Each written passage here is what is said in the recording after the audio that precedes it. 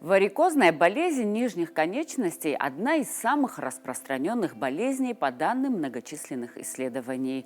В группе риска каждый второй. И чаще всего диагноз варикозное расширение вен ставят уже, когда заболевание прогрессирует, а не на начальной стадии, потому как многие пренебрегают регулярными визитами к врачу. Чтобы пройти осмотр у флеболога, жителям восточного района нашей страны не нужно ехать в столицу.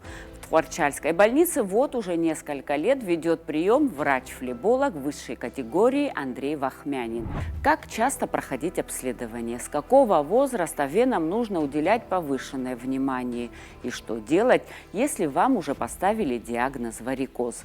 На эти и другие вопросы нам ответит практикующий доктор. Вы смотрите программу «Пациент». Мы выходим в эфир по вторникам на канале Абхазского телевидения. Я четко могу сказать, что такой красивой, больницы мне не приходилось встречать. В большей степени страдали варикозной болезнью те люди, у которых профессия была связана с вертикальным их положением. Парикмахер – это продавцы, это работники станков, фрезеровщики, токари. Что касается оперативного лечения, речь идет об удалении вен. Операцию сделали, все удачно, все хорошо. Боли вот столько не чувствовал, ни до, ни после. Спасибо, наконец у нас есть врач, который здесь работает. Внимательные, вежливые. 10-15 раз на носочки встали, уже будет хороший отток туда. Есть прекрасный препарат, натуральный, из каштана, называется капли эскузам. Я им пользуюсь и рекомендую его. Андрей Павлович Вахмянин, заведующий отделением хирургии Тхуарчальской районной больницы, специалист по ультразвуковой диагностике заболевания вен, оперирующий хирург-флеболог, владеет как хирургическими, в том числе малоинвазивными, так и безоперационными методами лечения. Он много лет работал в одной из ведущих клиник Нижнего Новгорода заместителем главврача. Его непрерывный врачебный стаж более 30 лет. 17 лет назад он впервые побывал в Абхазии на отдыхе и с тех пор мечтал сюда приехать и устроиться на работу. Но по семейным обстоятельствам долгое время ему не удавалось осуществить свою мечту. И вот 4 года назад он переехал сюда жить. Планировал ехать в Очамчиру, но после встречи с заместителем министра здравоохранения Абхазской республики мне неожиданно было сделано предложение посмотреть больницу города Тхуарчал. Когда я сюда приехал, я могу сказать, что за 35-летний опыт у меня есть возможность сравнивать с многими российскими больницами, где я работал и практикующим доктором, оперирующим хирургом, и руководителем медицинского учреждения, главным врачом, заместителем главного врача в крупных больницах, там на 1000 и больше коек. Я абсолютно, четко могу сказать, что такой красивой, больницы мне не приходилось встречать. На самом деле, надо говорить, отдать должное администрации больницы, как она содержится и, в общем-то, какие есть условия. Сожалеть только приходится о том, что в настоящее время Тхуарчал мало населен, большое количество граждан уехало. Но я не теряю надежды, и этому есть объективное подтверждение, что население будет увеличиваться. Для этого есть все предпосылки.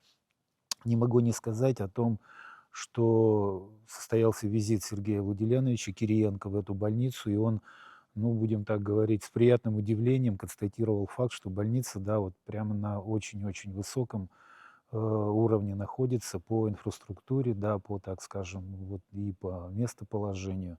Это было очень приятно. Поэтому, если говорить о том, сожалею ли я, нет, абсолютно нет.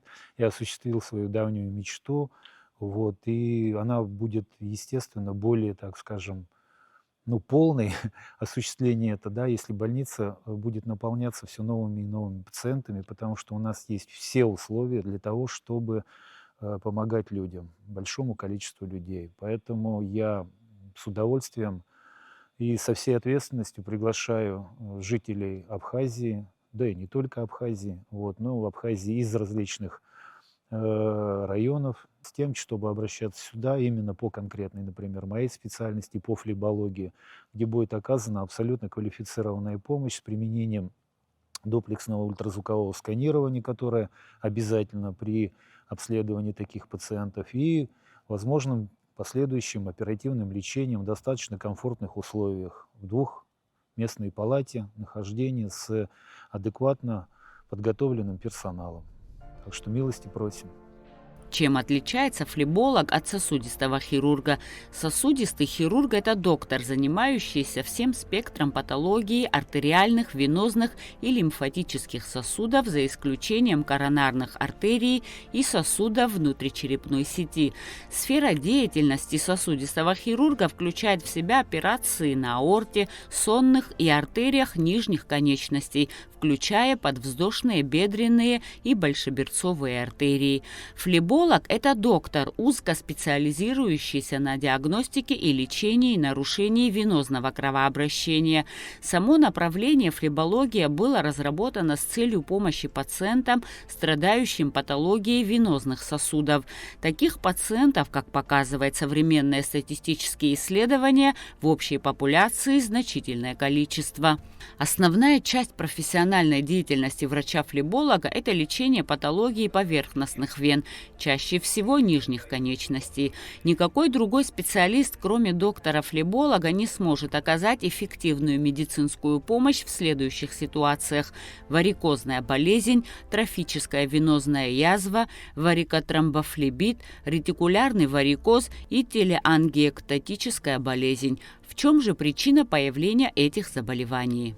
На первом месте все-таки стоит наследственность. Опять же, обращаясь к статистике, я могу сказать, что если оба родителя больны варикозной болезнью, то вероятность заболевания ребенка 90%. Если болеет один из родителей, то распределение наследственного характера следующее.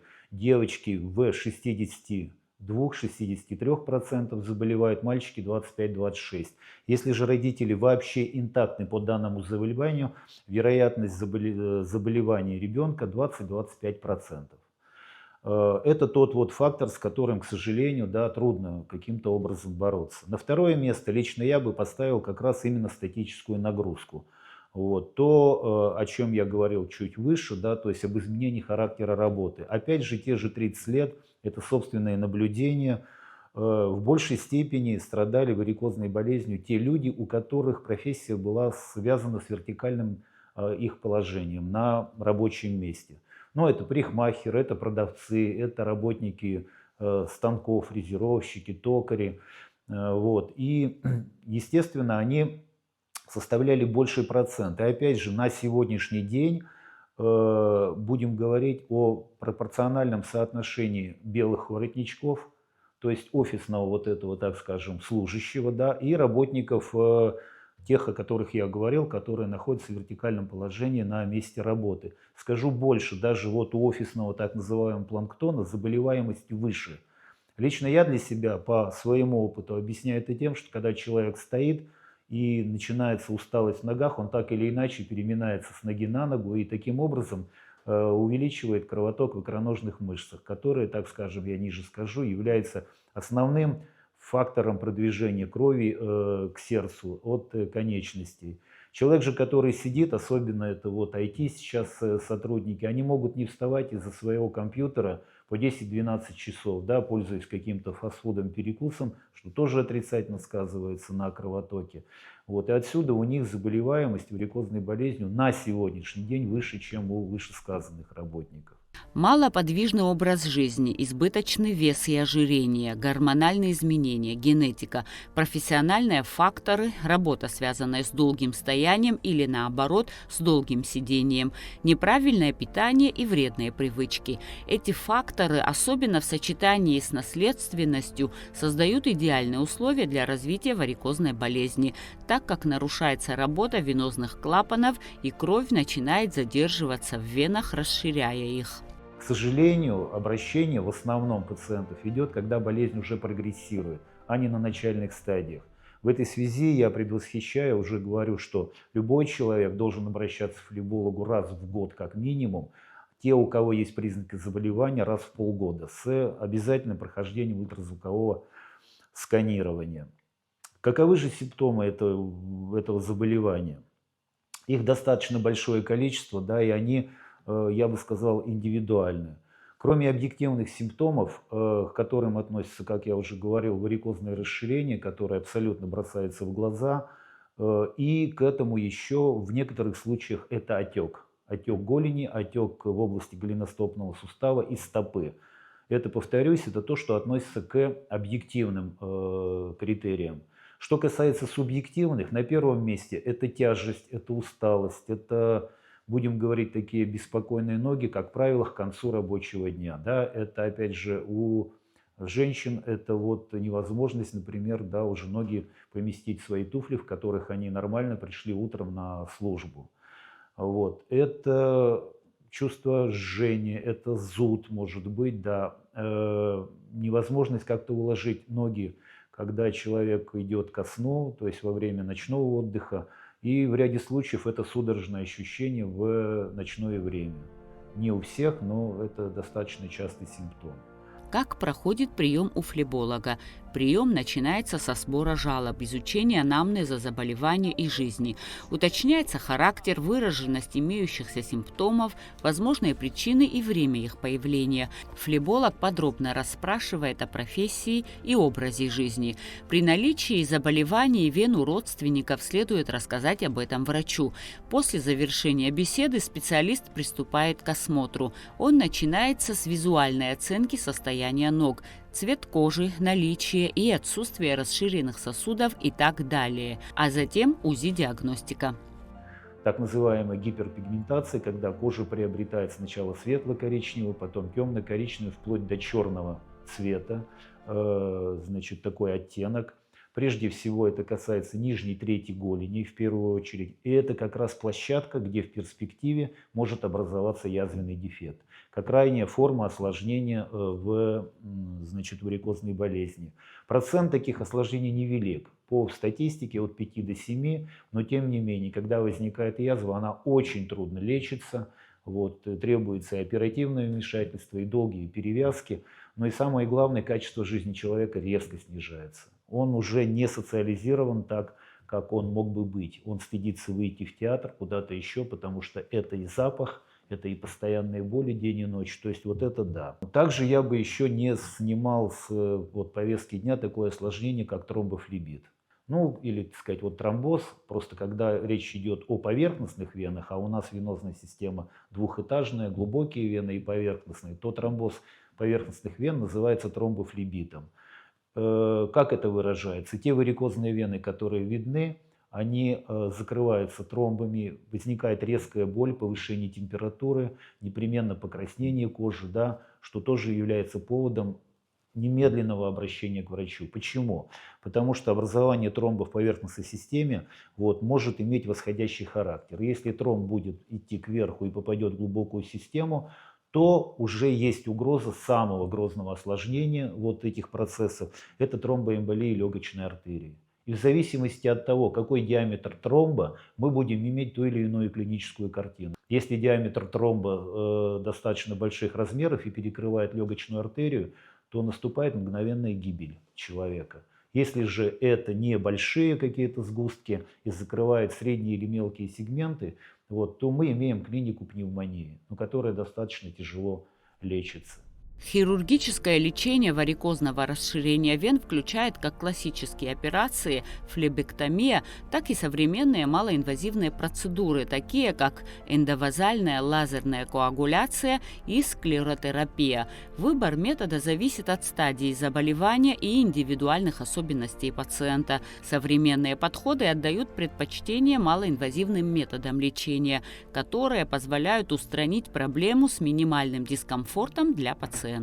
Что касается оперативного лечения, речь идет об удалении вен. Применительно к нашей больнице, да, значит, мы предлагаем удаление вот этой большой подкожной вены, то есть устранение рефлюкса, из-за которого, собственно говоря, что такое рефлюкс, опять же, это обратный ток крови. То есть варикозная болезнь, собственно, обусловлены тем, что клапаны, которые есть внутри вены, они становятся несостоятельными, они не могут препятствовать обратному движению крови. И поэтому кровь в виде такого челнока движется туда-обратно и прогрессирует, то есть увеличивая давление в нижних отделах нижней конечности, вот, она в первую очередь на голени вот эти вены увеличивает. Задача устранить рефлюкс, то есть мы убираем с помощью специального инструмента вот эту большую подкожную вену, как правило, от паха до коленного сустава.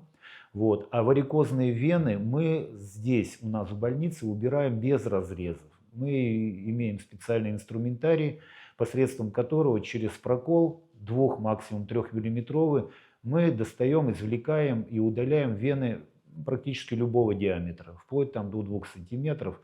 Вот. Это все удается. В чем здесь преимущество? Да? Здесь малоинвазивная методика, эффект косметический. Никаких швов здесь не накладывается. Эти маленькие ранки, да, они превращаются просто в точки, и в конечном итоге они невидимы. Вот. Операции мы проводим здесь. У нас в наличии в штате опытный анестезиолог, вот, который проводит анестезиологическое пособие при данных операциях. Да. Как правило, мы делаем спинномозговую анестезию. То есть я в процессе оперативного лечения абсолютно нормальном режиме, общаясь с пациентом, да, мы с ним говорим, мы его подбадриваем, да, у нас обратная связь существует. Вот, он какие-то вещи сообщает. Как правило, разговариваем просто за жизнь. Вот, операции в зависимости от запущенности, да, вот последний у меня был пациент, который как раз в течение года мною уговаривался на оперативное лечение. Ну, я вам могу сказать, что за 30 лет я не более 2 десятков таких пациентов найду, где кожи здоровой не было. То есть, начиная от паха до пальцев, это были все вены, диаметров до 3 миллиметров. Вот. В течение года он не соглашался, дождался тромбофлебита, где на голени все было закрыто сгустками. И вот в этой ситуации, так сказать, там, конечно, пришлось применить и разрезы, но операция длилась 3,5 часа. Вот. Сейчас он бегает, довольный, прыгает абсолютно, вот и все, и как бы готовится со второй ногой. Вот. Но обычно, если не запущенные, да, допустим, случаи, то в течение часа, там, максимум 1,5 часов, вот, человек не устает нисколько, да, мы его оперируем. Затем он помещается в одноместную палату, где за ним, естественно, идет наблюдение. Вот, мы оставляем его, как правило, на ночь, вот, под своим контролем, да, то есть его наблюдаем. Утром обязательная перевязка. На протяжении, там, допустим, этого дня, второго дня, да, мы пациента отпускаем его уже. Затем он появляется на перевязке еще там, через несколько дней. Вот, и на 10-е сутки мы с ним окончательно расстаемся и даем ему соответствующие рекомендации, как себя вести. В этой больнице флеболог-хирург успешно проводил множество операций. Все пациенты, которым он оказал хирургическую помощь, чувствуют себя хорошо. По их словам, врач вернул им радость жизни. Так, это пациентка Тарасенко, которая у нас прооперирована по поводу варикозной болезни, осложненной язвенными проявлениями. Операция прошла успешно, язва закрылась, и она будет готова к выписке. Значит, эта пациентка только поступила, ей планируется оперативное лечение, тоже по поводу варикозной болезни, не осложненной. Сейчас она проходит обследование и будет проведено то лечение, которое мы запланировали. Здесь пациентка проходит курс консервативного лечения, да, по поводу полиорганных, так скажем, проблем. У нее есть явление опорно-двигательного аппарата, но на сегодняшний день здесь острое явление тромбофлебита, то есть тромбированной вены подкожные, да, и в настоящий момент речь идет только об улучшении самочувствия, проведении должного консервативного лечения с последующими рекомендациями и наблюдением ее в дальнейшем. Мне сначала пошли язвы. Там открылась такая, что уже начали капельницы, начали все. Девочки здесь тоже вокруг. У нас не просто больница, а я не знаю, рай. На самом деле, видите, какая, как это называется, какой ремонт. Сами девочки очень внимательные, хорошие. Потом предложили операцию, потому что без операции нельзя никак было. Операцию сделали, все удачно, все хорошо. Боли вот столько не чувствовал, ни до, ни после. Все очень нормально отнеслись, очень по-человечески, очень хорошо. Золотые руки имеет Павлович и как человек, и как врач. Меня давно беспокоят ноги, как сатрозы у меня, колени. Ну вот попала к Павловичу, очень довольна. Спасибо, наконец у нас есть врач, который здесь работает. В любой момент можно обратиться. Внимательные, вежливые, Вообще, большое спасибо нашим врачам. Те, которые творчели, не оставили, которые с нами и в радости, и в горе, как говорится. Спасибо и людям в белых халатах. По статистике, примерно у 80% женщин во время и после беременности появляется варикозное расширение вен. Обратиться к флебологу следует во время планирования беременности или непосредственно в период вынашивания ребенка, лучше всего на 10-й неделе.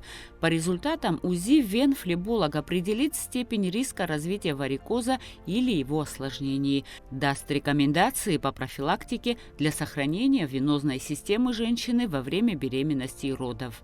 В первом триместре, да, вот у более чем половины беременных женщин, даже тех, которых не было вот этого, допустим, варикозного изменения и наследственного характера даже, да, то есть абсолютно чистый анамнез как бы генетический, да, и, собственно говоря, никаких угрожающих факторов не было. Но сама беременность, да, она провоцирует вот, так сказать, эти вещи.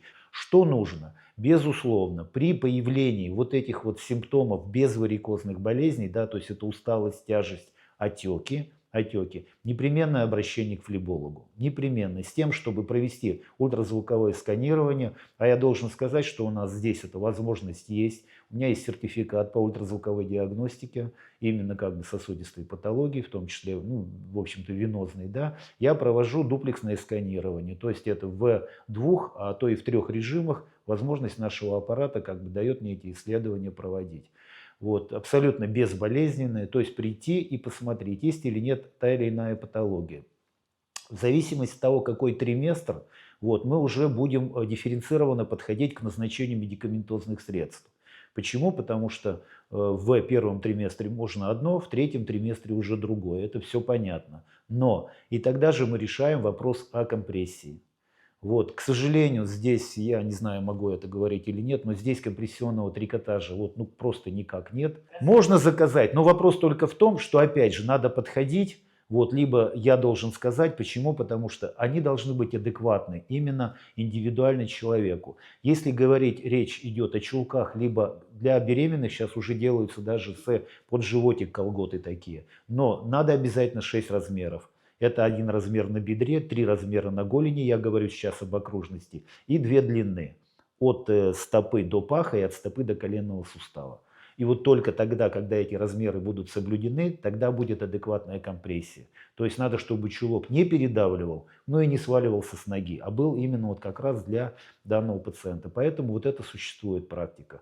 И если по маркетплейсу, да, размеры они будут соблюдены, это будет просто вот шикарно. Это вот то, да, что нужно для беременных. Но еще раз говорю, как только появляется неприятные ощущения, отеки, да, вот в нижних конечностях при беременности, поход к флебологу, да, считать обязательным.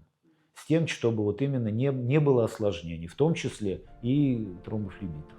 В последние десятилетия многие заболевания помолодели, и варикозная болезнь не исключение. И завершает тему заболевания вен вот несколько рекомендаций от врача-флеболога высшей категории, следуя которым вы сохраните свои вены на многие годы. Значит, небольшие упражнения будем говорить, которые помогают венозному кровотоку. Самое простое и самое, которое можно, в принципе, использовать и на рабочем месте, да, это вставание на носочки. Мы встаем на носки, сокращается икроножная мышца. Здесь пару слов о том, что является двигателем. Мы из физики 6 класса знаем, что вода всегда сверху вниз течет. Как заставить кровь вдруг, да, подниматься к сердцу? Но что является основным на первом месте? Это так называемый мышечный насос или мышечная помпа. Это икроножная мышца. Как только она сокращается, но даже когда мы во сне, она все равно помогает вот этому оттоку.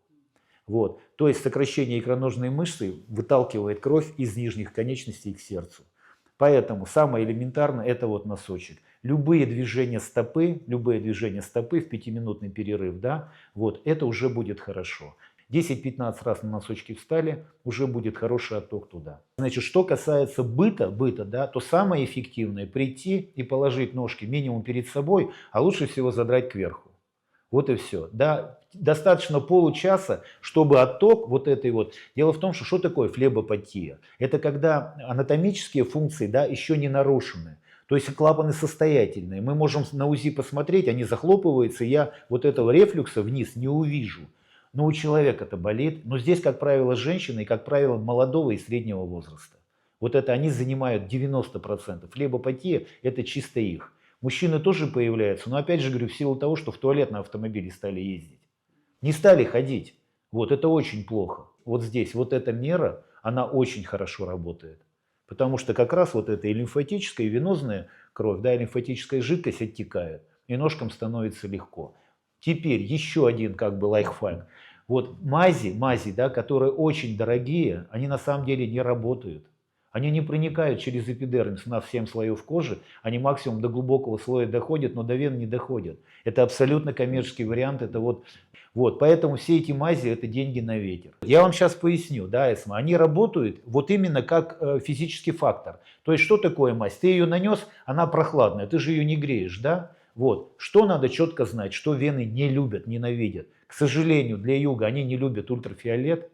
То есть вот телеангиэктазии, звездочки, да, вот, они не любят ультрафиолет в любом проявлении, хоть обычное солнце, хоть это солярий. Вот, и очень не любят жару.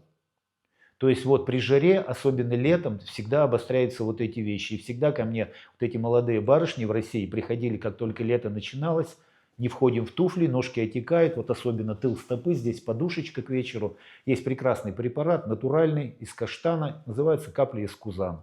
Лечит очень хорошо. Здесь он есть, я им пользуюсь и рекомендую его. Но что касается вен, очень хорошо работает. За полчаса до сна берете лейку. Вот, не надо контраст, это тоже ошибочно. Да? Контраст это когда весь. Если касается ног, и действительно, чтобы себя предвосхитить от судорог, берете леечку от паховой складочки до носков прохладной водой. 10-15 минут полили. Заменит все мази и даже таблетки. Вот и все. Современная наука активно двигается вперед, и вполне вероятно, что многие заболевания удастся полностью победить уже в этом столетии. Некоторые инновационные достижения уже сегодня активно используются. Так, лечение варикозной болезни из разряда тяжелой операции превратилось в амбулаторную процедуру.